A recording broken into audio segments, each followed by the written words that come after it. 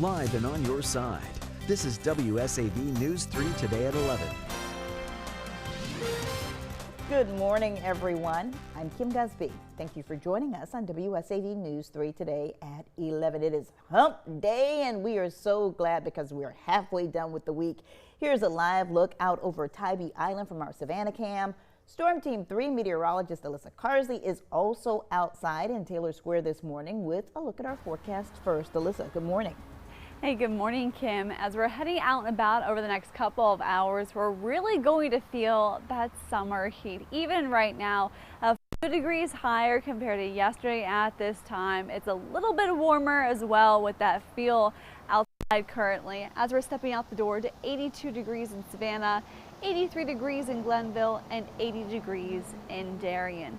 As we head through the next couple of hours, we're still tracking that southerly to southeasterly wind, so the mugginess, it's also moving in. So our feel like temperatures all the way into this evening will remain back into the mid 90s. So we're looking at summer back on full blast this week, especially as we head into this weekend.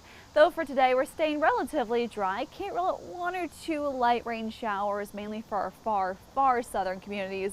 Otherwise, a mixture of sunshine and clouds. Temperatures remain in the low 90s away from the coastline, mid 80s across the coast, like 85 degrees today on Tybee to 87 degrees on Hilton Head. 91 is our high temperature here in Savannah, and we'll continue to watch for the temperatures to continue to increase over the next couple of days. So coming up in the complete Storm Team 3 forecast, we'll talk about how temperatures continue to increase, feel like temperatures increase, and of course rain showers increase by the weekend. Thank you, Alyssa. Topping our news this morning, WSAV is your local election headquarters. The results are in from South Carolina's primary election, and one of the biggest races is the one to succeed Governor Henry McMaster.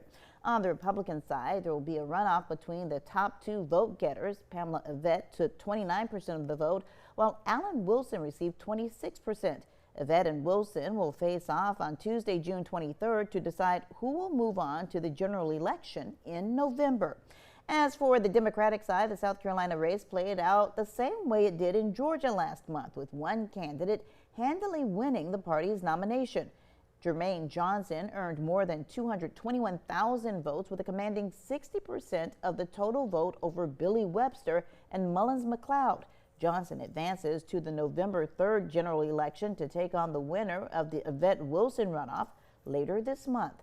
In other state races, longtime Republican U.S. Senator Lindsey Graham faced several challengers from his own party. Graham avoided a runoff and advanced to November by taking 57% of the total vote over challengers Mark Lynch, Thomas Desmukes, and Pat Herman.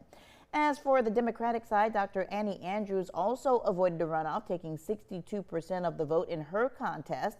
She advances to a showdown with incumbent Lindsey Graham in November. A fighter. Lindsey Graham has said himself into a microphone that he is in Washington, D.C. to do what Donald Trump tells him to do. He's had a quarter of a century in the U.S. Senate, and where has that gotten us? It's time to try something different, and that's exactly what I'm offering. Some of the most important races are for local offices, including deciding who will soon head the Beaufort County Sheriff's Office following the retirement of P.J. Tanner. We are now one step closer to answering that question as Doug Seifert defeated JoJo Woodward on the Republican side. Seifert now advances to November and faces Alfonso Small Jr., who ran unopposed in the primary on the Democratic ballot. Seifert spoke with us live last night during our 11 o'clock newscast. Just standing in people's driveways, whether it's 1, 2, 50 people, whatever it takes. And it's just exciting just to communicate with the public, finding out what their concerns are and everything like that, and just listening. That's the biggest thing is just listening and knowing what they want, and that really helped me throughout this process.